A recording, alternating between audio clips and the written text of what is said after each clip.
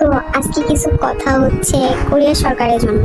BTS, এই BTS এর মাধ্যমে কোরিয়া সরকার প্রতি বছর মিলিয়ন মিলিয়ন ডলার ইনকাম করেছে। এখন নাকি সেই কোরিয়া সরকার দ্বিতীয় বিটিএস খুঁজছে। ব্যাপারটা একটু হাস্যকর না? অলৌকিক শক্তি পৃথিবীতে একবারই ঘটে, আর যেটা আমাদের বিটিএস মেম্বারদের সাথে ঘটেছে। আমাদের বিটিএস মেম্বার সোগা একবার বলেছিল যে ক্যাপপ ব্যান্ড আবারও তৈরি হবে, কিন্তু বিটিএস কখনোই তৈরি হবে না। আর এটা আমরা মন থেকে বিশ্বাস করি, আর এটা সত্যি বাস্তব, কখনোই হবে না। ক্যাপপ গ্রুপ তো অনেকগুলাই আছে, কিন্তু বিটিএস গ্রুপের মতো কয়টা আছে? না কখনো ছিল আর না কখনো হবে, কারণ পৃথিবীতে অলৌকিক শক্তি একবারই ঘটে। বিটিএস কোনো ক্যাপপ ব্যান্ড না, এটা একটা ফ্যামিলি যা কোটি কোটি আর্মি নিয়ে গঠিত।